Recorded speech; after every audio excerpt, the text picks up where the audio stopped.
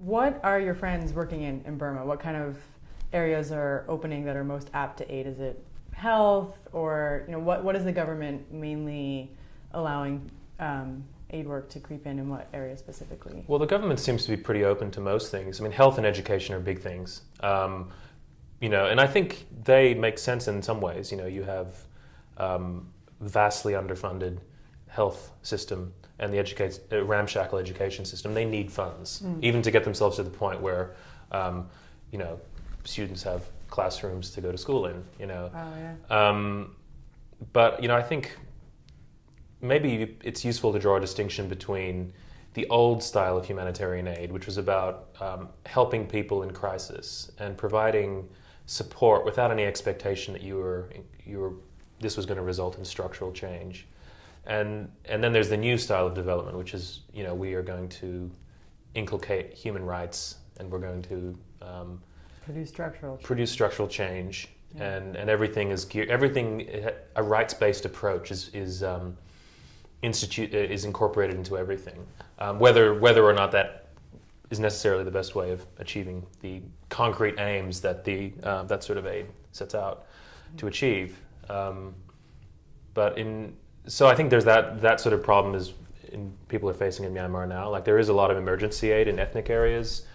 In the Rohingya camps in Rakhine State, there's quite a lot of support for people in those camps, and that sort of development is vital. And I think I wouldn't call it even development. That sort of aid and that sort of humanitarian emergency assistance is vital, and it's helping people who are living in horribly unsanitary conditions.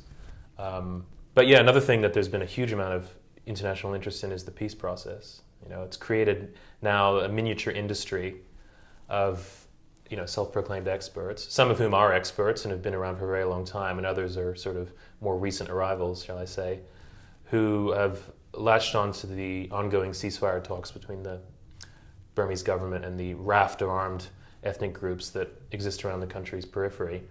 Are these Europeans, Americans?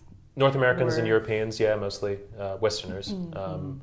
And the Norwegian government has gotten very closely involved with the peace talks, as has the Nippon Foundation, the Japanese. Oh, right, yeah. So, and it's sort of everybody's in it for their own reasons, So it's a very interesting intermingling of different interests and imperatives. I mean, the Norwegians are involved in the peace process in Myanmar and have been very, very, they've pushed very hard for a dropping of sanctions. But they also have their business interests there. Telenor, one of the two international firms which have launched telecoms networks in Myanmar, is Norwegian, and so there's certainly that element to it as well. And whether it actually results in peace or not is too soon to say. I'm skeptical. I mean, the periphery of Myanmar has never been under central control for any of the country's history, at least the vast majority of it. So to expect that that is a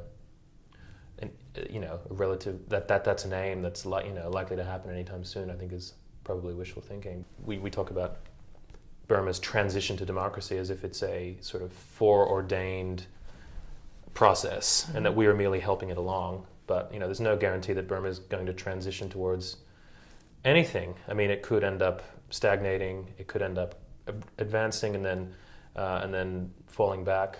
There's, as I've said in my book, there's no single political road or single road to development. The roads run in all sorts of directions. There are many roads. They run backwards, they run in circles, and there's no guarantee that they'll necessarily reach the desired destination at all, unfortunately.